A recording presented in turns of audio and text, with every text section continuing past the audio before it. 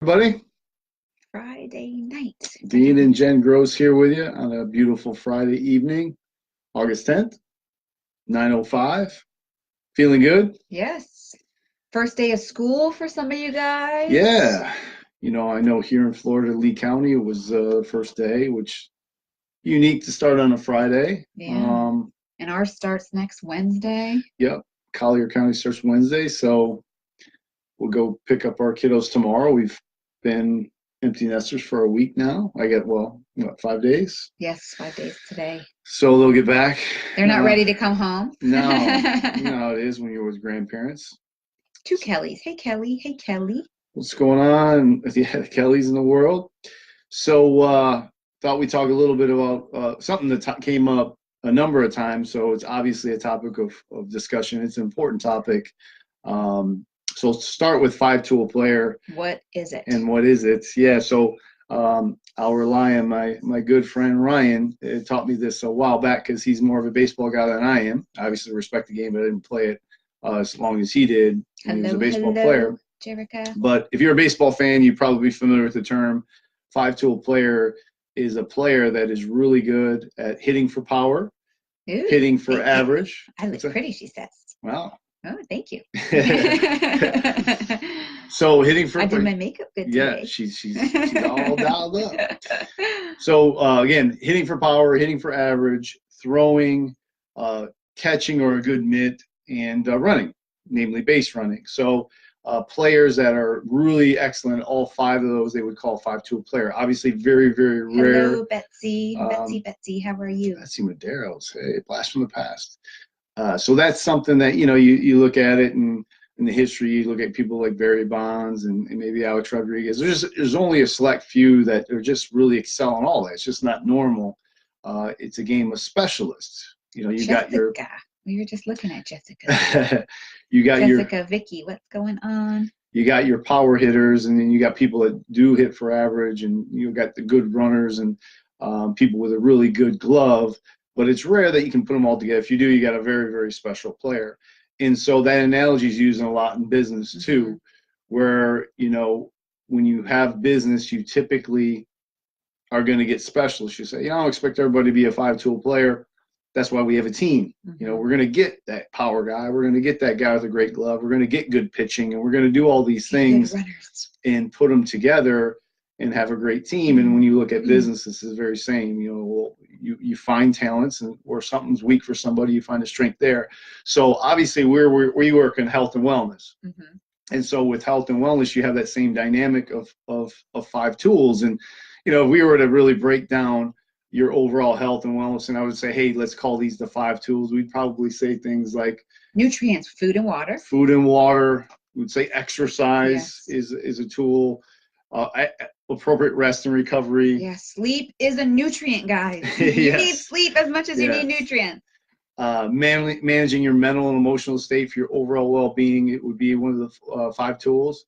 And then, the fifth, we'd say, hey, your systems. And when we say systems, your nervous system, your circulatory system, your digestive system, endocrine system, how your hormones, when you look at your overall health, you gotta have those things in balance. And so as an example, if we ate all the best food and had the adequate water that wasn't, toxic, but yet we didn't exercise, you probably wouldn't have total health. If you were great with the exercise piece, but you ate McDonald's every day and donuts, you may have some challenges there. If you did both those things, but mentally, emotionally, you couldn't manage your state, that could still affect your blood pressure, a number of other areas, your cortisol levels, you'd probably have issues. If you did two or three of those combined and still didn't get enough sleep, or you overworked yourself in the exercise, which you did a good job with, but you overworked and you never allowed yourself to recover, or you never recovered from injuries you sustained, you're not going to have total health. And then the systems, if you did all those first four right, but you have a hormonal imbalance, you have digestive issues, you have all these things. Your nerves are sublex, they're pinched. Yes, you're going to have issues. And so it's a combination of doing all those things. The good news is when you look at those five tools, you are expected to go to different areas and different modalities to do that. What we're seeing a lot today is, everyone wants a magic pill. in a magic modality that's going to cover all 5 of those. And it's just not possible. You need to go to different places to get it. So again, in an example, exercise, maybe there's an exercise plan or there's a gym, a great modality of exercise, but they're not hitting the other 4, and they just want to say this is a panacea, this is a cure-all, this will take care of everything. And it's not true. You need to do the exercise, you need to do it right, but there's at least those other 4 parameters you got to get notched up, or you're going to be in big trouble. Then you got people saying, hey, if you just eat all the great things, you follow this great diet, get all the nutrients you need, and you're hydrating yourself well, that's awesome. We would honor anyone that does that, because it's very difficult today for people to do that, but it isn't everything. Right. It's not going to cure everything. It's not going to give them total well-being if they're not looking at those other modalities. It goes on and on. Again, if your systems start out healthy, but you don't treat them right, you don't exercise, you don't rest, you don't eat right, you don't get enough hydration, again, you're not controlling your stress, you're not going to have that. So it's pretty clear that all those modalities are needed. And it's pretty clear there's not one single thing that tackles all 5 of those. No. You know, the good news. Different components. Different components. And it came up so much this week. Jenny, hello, haven't seen you in a while. Jenny, Marley, yeah. Jason, Cheryl. Came up this week just because, you know, what we find a lot in the health and wellness field is because everyone is looking for something, and you get great results out of a lot of modalities. And there tends to be sometimes a tension and a competition. So, you know, a chiropractor, in chiropractic, again, when you look at your nervous system, it does so many great things. It's such a great modality. And they do their thing, and everything else is not important. If they, let's say they say that, and they say, well, you know, don't go to that gym. You got me, and that's all you need. Don't worry about the food. You got me. Or don't worry about getting your levels checked. And again, this is just, I'm just, as an example, just throwing it out there. Or someone says, hey, this is a great supplement that's really helped a lot of people, and it's probably true. Well, this is a fat loss pill. You can't ignore those other modalities right. and say, oh, you don't go see your holistic physician now, or don't exercise now. Don't see your chiropractor. Don't see your chiropractor. Like, that doesn't make any sense. And, you know, people should be looking, and even those practitioners should say, hey, I've got a great thing that works really, really well, but it doesn't do everything. And I should encourage my clients and friends and family to get holistic health. You know, so if I'm in a profession where I'm doing mental and emotional health, great, but I still should say, hey, I don't replace them going to get exercise, going to learn about the food and nutrients they need, looking at their systems internally, and making sure they get adequate rest and recovery, right? If I'm a sleep expert or a recovery expert, I don't tell them, again, don't look at these nutrition products or these exercise programs. So you probably get the idea, and we just run into that a lot because there's so many good things that work. And I guess that we're kind of here to say that, yes, they all work. Just like you can win with good pitching, and you can win with power hitting, but damn, it's sure good to have both. Right. And it's pretty funny when you look at some of these professional athletes, those that are at the peak of their game. And this kind of plays in well with our conversations that we had about coaching and improving, and how everyone, regardless of your point in physical activity and health, in your business life, we can all use a mentor and a coach, right? Yes. So same thing in performance with these modalities and everything that we're talking about, the essentials to health. Those professional athletes are all encompassing like everything that they can find that's going to give them the edge to perform better than their counterpart. They're going to be doing it. Yeah. So like different modalities that we come across and people that we meet in the health and wellness field, you know, those athletes are using that. They're using this. They're doing this, you know. So those that are at the peak of their performance, they just want to get better. They're the ones that are really searching for the best products out there and the best way to function optimally, right?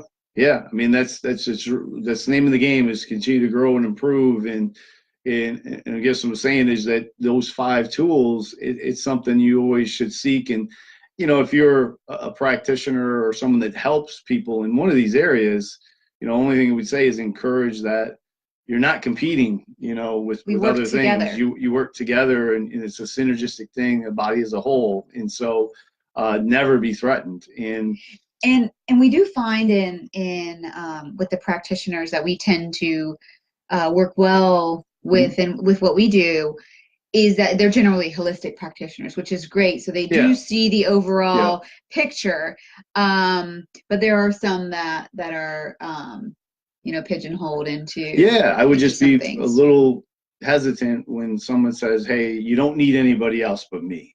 I guess that's the bottom line. Like you want to take that with a little bit of concern if someone were to say, "Hey, this is all you need," because there's really no modality that covers from A to Z, and so they have to be comfortable enough to say, "This is a great thing. This is a life transforming thing," but there are other modalities you want to make sure you're on top of, and obviously we take a lot of passion in this because we like to be the cog in the wheel to say, hey, we want to help you find each one of the best of each and make sure you're taking care of them.